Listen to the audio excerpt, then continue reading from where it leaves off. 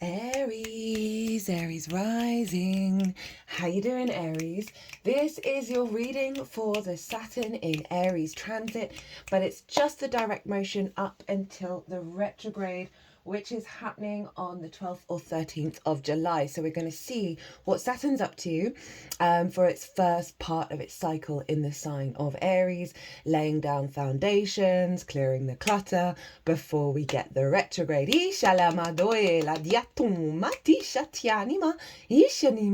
My name's Chloe. I work with card divination, astrology, and as you just heard, and as you can see, I channel multi-dimensional energies through my body, both in the form of physical and vocal light language. This all brings in healing, attunement, and activation codes to the messages that want to come through for you today, my lovely Aries. And obviously I'm doing you first because Saturn is in your sign.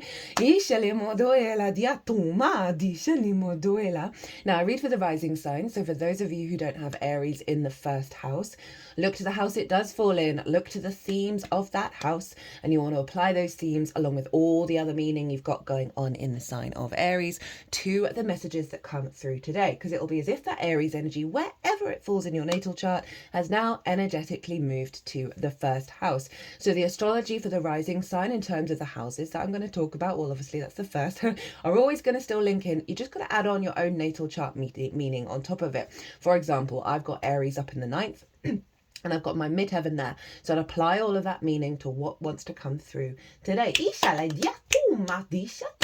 Now, before I get on with your reading, Aries, there is a collective reading on this transit that went out. That's the first video that's gone out, and that's where I've broken down the astrology of the exact moment that Saturn moved into the sign of Aries, which happened on the either 24th or 25th of May, depending on where you live. In the Americas, it was the 24th, and here in the UK and the rest of the world, it was the 25th. So you might want to look back to that weekend to see what was going on for you in regards to the Saturnian energy. Because we often get clues and signs of the unfolding of the transit, but it's not the whole long journey, because Saturn is going to move back into Pisces and then come back into Aries again at the beginning of next year, conjunct Neptune. Wild, hasn't happened in 12,000 years. Anyway, in that collective reading, I really break down the astrology of what energies around, what we're working with in regards to Saturn. Pulled collective tarot cards, channeled messages come in. I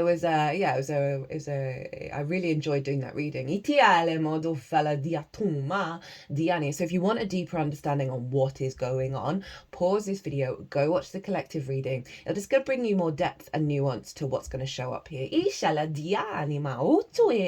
Now, we are going to get one card from this deck, right? This is my very sort of Piscean deck, and we're going to get a card on what blessing, what support is coming in from Saturn's transit in Pisces to help facilitate this transit, because it is going to go back into Pisces, so we don't have the full roundup of what Saturn's bringing to the table and leaving behind in the side of Pisces, because we'll get that at the beginning of next year. So we're just going to see what have we learned and what blessing and what support is coming in from Pisces that Saturn's using in its journey in Aries.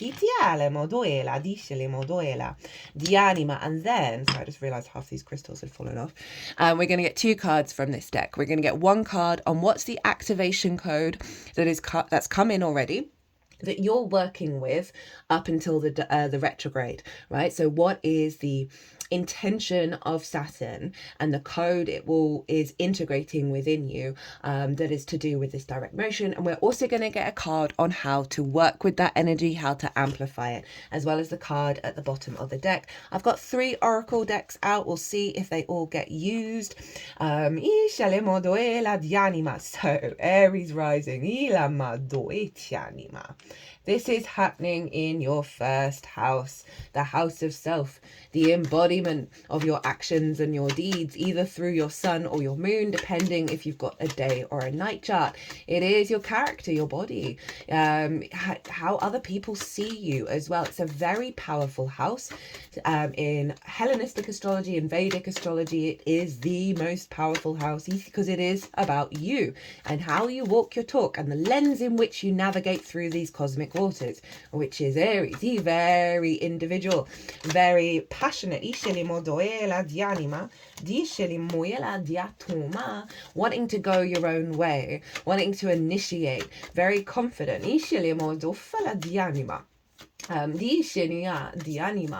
Very sort of not ferocious, but you're ruled by Mars, so there's a real element of being in your power and being able to sort of stand in that power, stand in that yang energy, and really sort of through the act of acting, as in taking a action, protect that which is important to you, right?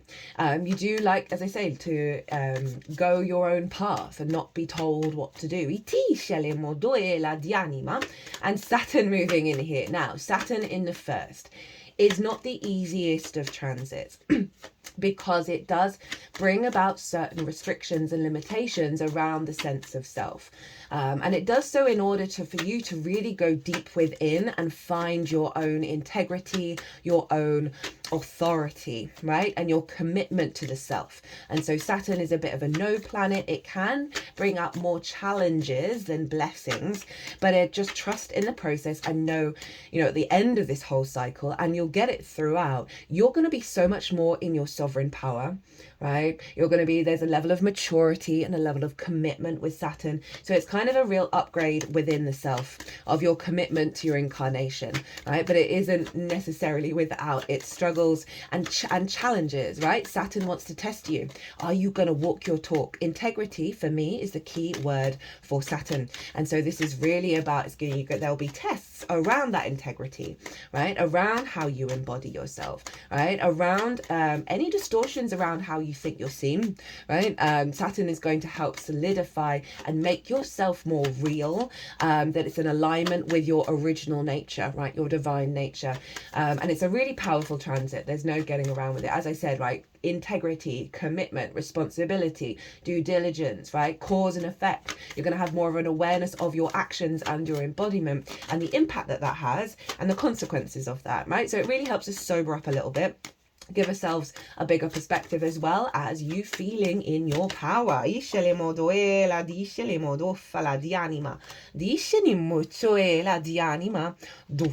But try not to be a tyrant.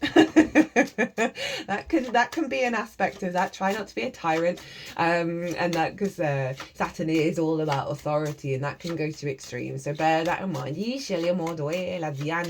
Now Saturn was conjunct Neptune, not exactly, that's happening at the beginning of next year, and Ceres, and I really love this energy.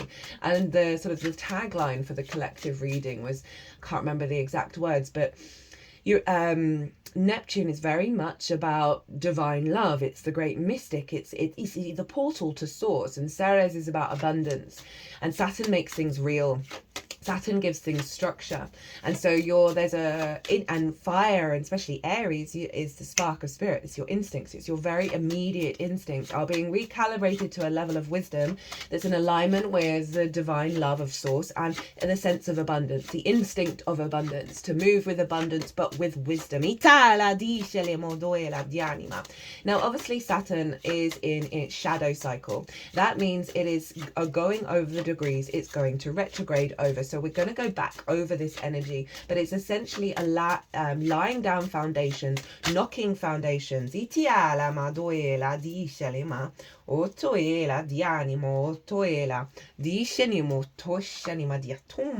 Knocking down foundations that don't serve you, and that can feel a bit discombobulating, right? Especially around the sense of self. So you're being recalibrated, as I said, into a space of maturity, wisdom, divine love, and abundance of self, right? And so that's what Saturn is potentially going to be knocking down and bringing up certain challenges over this cycle, because it's pulling it all down in order for the retrograde. And retrogrades is when we go deeper into something, we really revisit things and really realign to the truth of ourselves. So that's that will be the unfolding unfolding over the next couple of months. It's not a very long cycle, as I said, 12th to 13th of July, right, where you're getting a sense of what Saturn is up to for the long term, but we're predominantly focusing on this short term cycle. I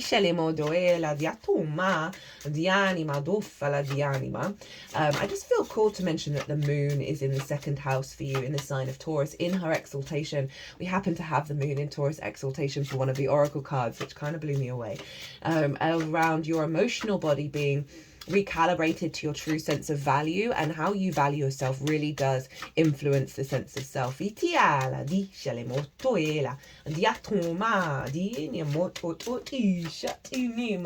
So there's going to be a focal point of that alignment, of that sense of how your intuition that's guiding you towards things that serve your value system for the long term.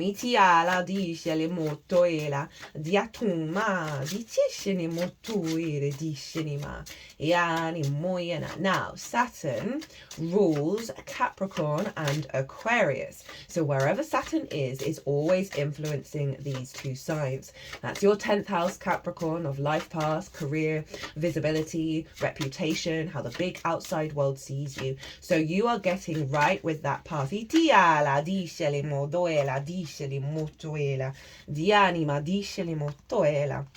getting right with that path, right? Really being able to commit to it from a place of wisdom.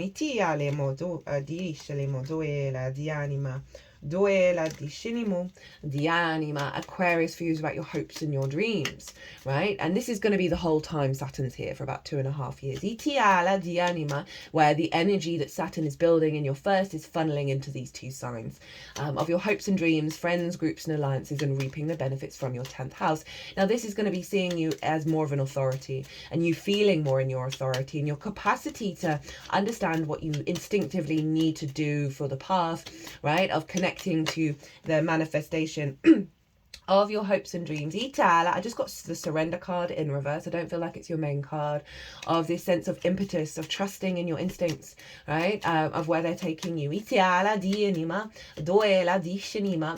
people, so the 10th house can be about people of authority, like your boss. So there may be you're just being seen with more responsibility and more ownership of yourself and wisdom, that's going to perhaps lead to an elevation of the path, right, in regards to that. But overall, just you doing you and embodying your wisdom and your integrity is going to be activating that path at a higher level.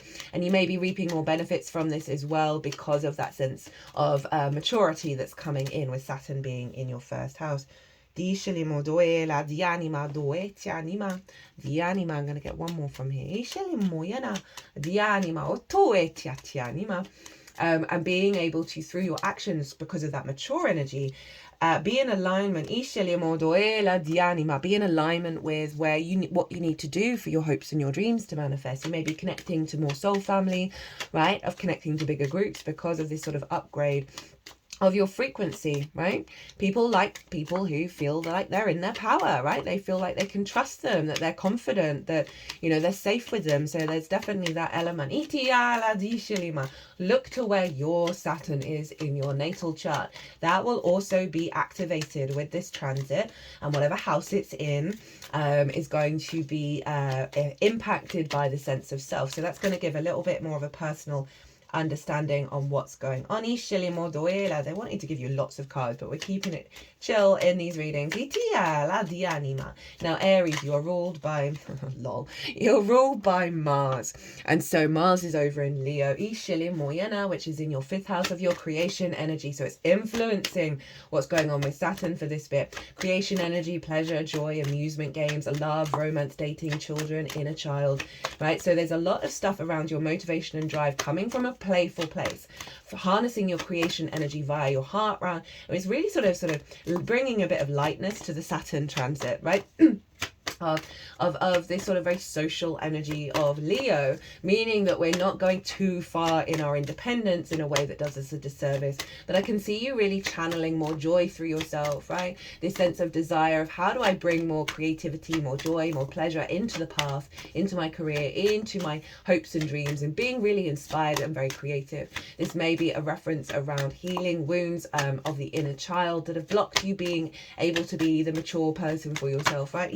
moduela di anima. Discele modo fala di anima. Right, I'm going to leave it there. Otherwise, I could keep talking forever. So let's get into your stuff. I've completely forgotten what all the cards are, which I love. So this is what Saturn is bringing with it from Pisces.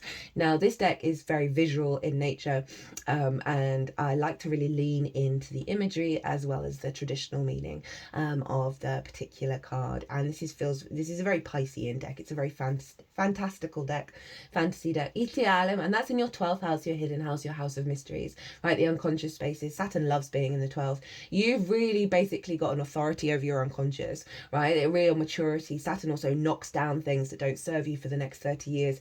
And so a lot of anxiety, depression, limiting beliefs, distorted love languages, all of that stuff that can be in the unconscious, Saturn's just gone, knocked it all down and helped you rebuild and reconnect, because in that house is the magic of your soul, right? So it's really harmonizing the unconscious realm with your embodiment of self. And obviously the unconscious does most of the work, even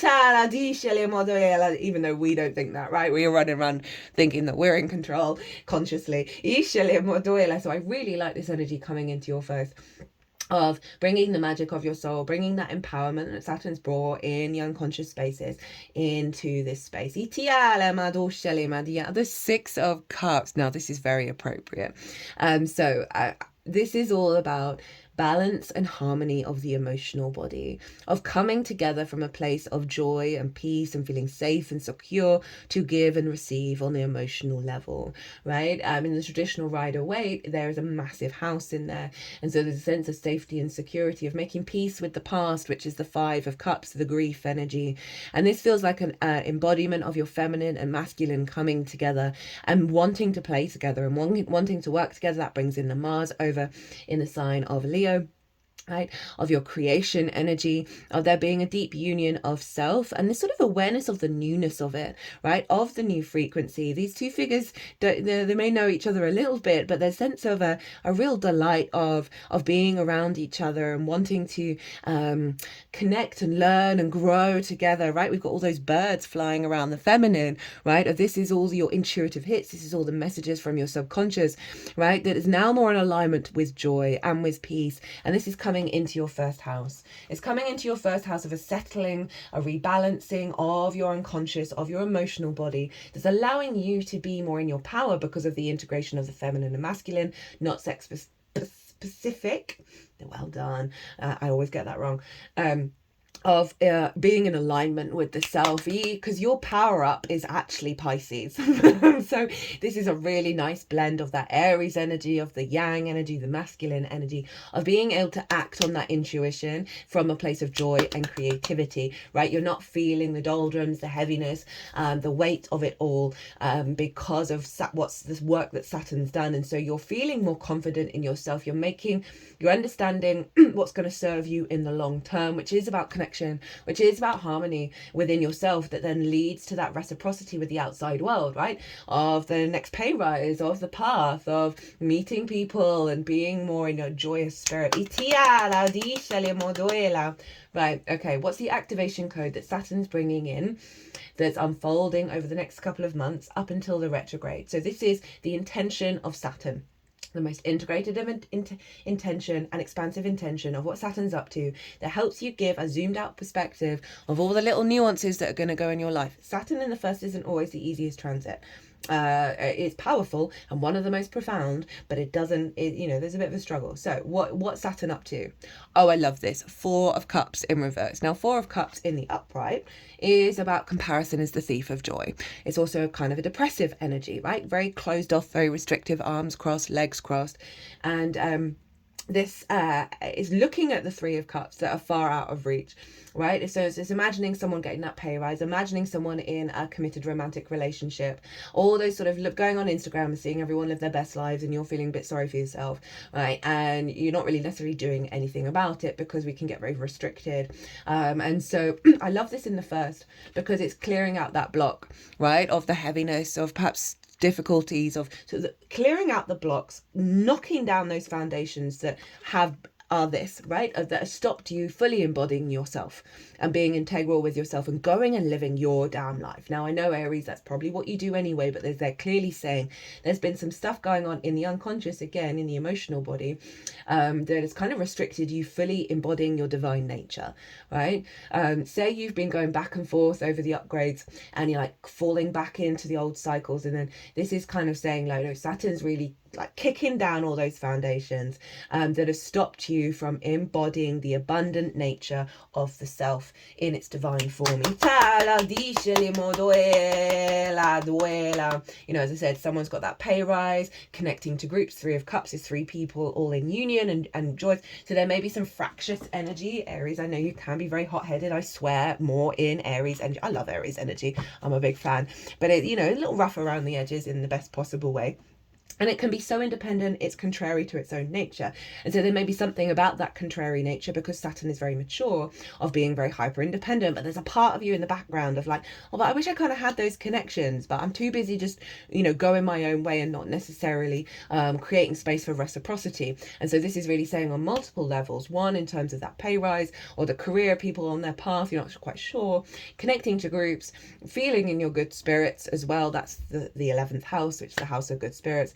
That Saturn's really making sure that the way that you move through the world is in alignment with your path, and you're not externalizing your emotional body or your needs to the outside world in a way that's unhealthy, right? It's clear, it's really facilitating. Woo! So, okay, how to activate and amplify, what to focus on, how to channel your energy over the next couple of months. We've got the Hangman in the upright. So Neptune's in your sign, and this is Neptune. I've done a Neptune in Aries transit. If you haven't caught it, it's taking it up to the retrograde on the 4th of July.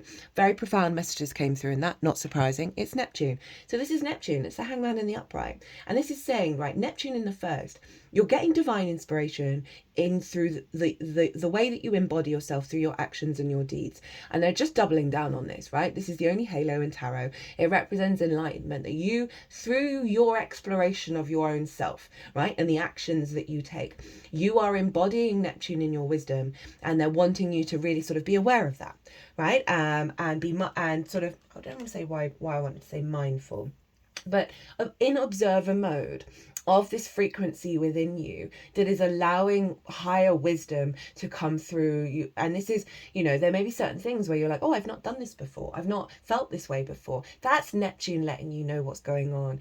And the Hangman in the upright, it isn't a pause to download the information, it's taking that wisdom out on the road. So they're wanting you sort of embody the guru energy. With every guru is a student at the same time. It's not about hierarchy, but it's sort of understanding that as you go through the world and the things, the actions that you're taking, your sense of self is in attunement to this higher wisdom. And they're sort of letting you know that that's what's going on.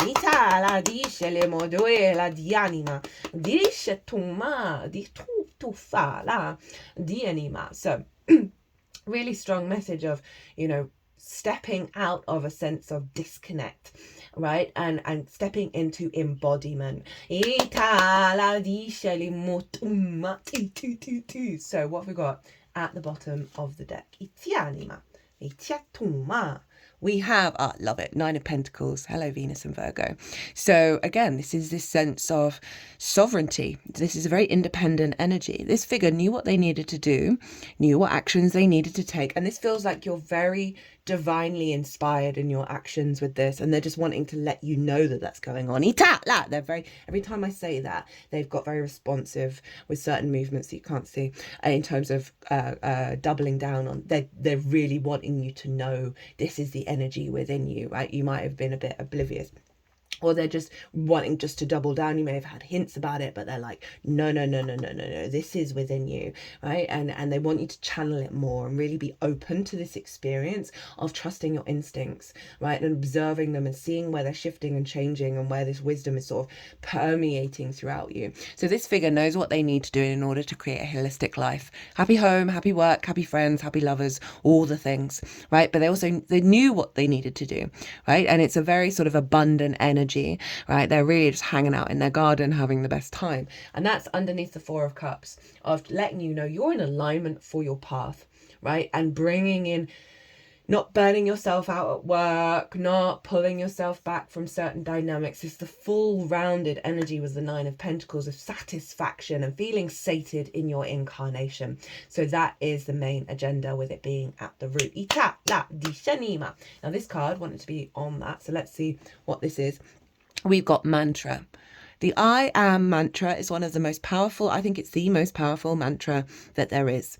Right, and Aries, you are the I am, right? And it kind of strips all the need to worry and fear about what's the how of life, right? Because when you just do the I am mantra, you are in alignment with the divine. You create that alignment within yourself, and everything that unfolds around you, the more that we practice the I am mantra, is this.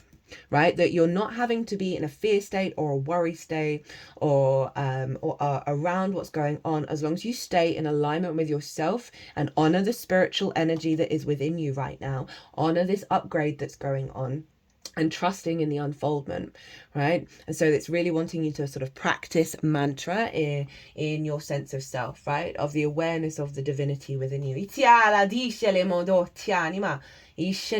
so this wanted to go over the Six of Cups, and we've got the word trust and this butterfly and caterpillar. So it's and also the chrysalis and the open chrysalis. So it's showing you the process of your unfolding of your path. Right, and it's gone over the Six of Cups of what's been transformed in the unconscious is going to be birthed out in terms of that which your soul's frequency, your higher self, is emerging, the integration of that divine self within the 3D form, which is what's going on in the sign of Aries. Right, you are coming out of your chrysalis, you're upgrading at such a profound level, Aries. Right, so let's see what number this is. So this is from the Hero's Journey Dream Oracle, and I bought this a little while back specifically for all this stuff going on in Aries, because Aries is the hero's journey.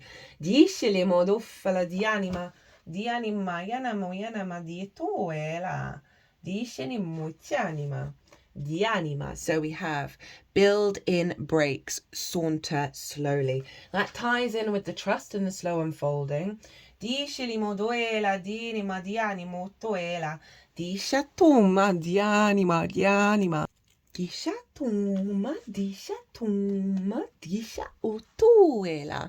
it also ties in the Neptune energy, because even though it's the Hanged Man in the upright, there's still when you're embodying wisdom, right? Knowledge is what we learn, and then wisdom is the implementation of it, right? So I think that's another message of there may be certain practices and ideologies and awareness of self and how you want to be, right? That you're feeling that emerge, this new self. And when I say new, it's never new. It's just getting back to the truth of you beyond the conditioning.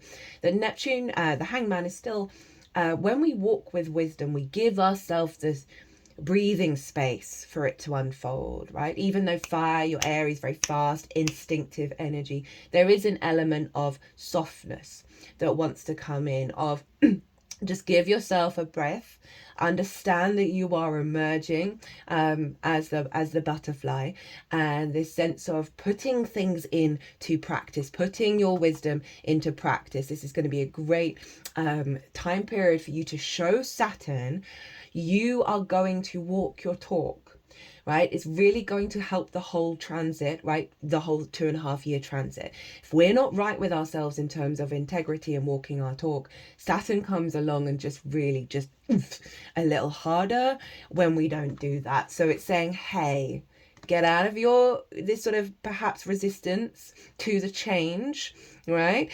And implement the wisdom, right? It's such a beautiful deck and beautiful card. Okay, saunter slowly.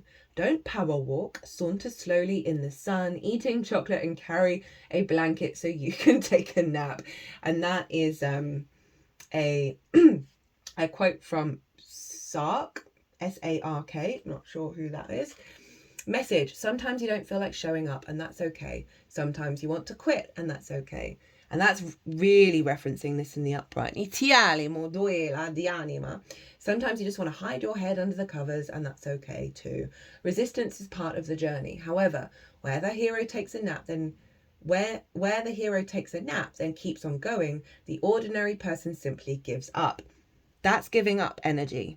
This is really beautifully summing up everything, right? Of still working through everything that Saturn did in Pisces. The North Node is still there. We had that pile up of both Venus and Mercury and everything in Pisces. Of the deep healing you've done in the unconscious spaces. And there are so many wounds there. It's not that the hero doesn't ever fantasize about quitting, eating a tub of ice cream and throwing their commitments off a 100-story building. Oh yeah, but the hero builds a space for resistance without having to burn any bridges. The hero takes breaks, paces themselves, and allows resistance to join the epic journey, because it's coming whether you want it to or not. Resistance and that's the epic journey, not resistance. Resistance as challenging as it may be, and Saturn brings restrictions. So look at those restrictions as time to recalibrate. With the North Node in Pisces, where there is resistance, move your energy elsewhere. Don't try and fight. There is no fight. We're not here to push at things. We're here to flow. I talk about surrender and instinct in the yin and the yang in more detail in the collective reading, and how it is actually the way through. Resistance, as challenging as it may be, has a right to be there, but it doesn't have to stop you from moving forwards on your hero's journey. Dream symbol, breakup. A breakup in a dream can denote change in a pattern in your life. However, it could also be a rehearsal helping you process your feelings about how you would handle the end if it did occur. Remember, the best relationships and projects survive many stops and starts on the way to become actualized. This dream could indicate the need for space from a destructive pattern in a relationship or job or within yourself. I added that bit. These dreams can guide you through the process of ending and rebirth. Mantra. This is a journey, not a sprint. So I build in breaks and reward myself along the way. Ooh, here for it. That was so on the money.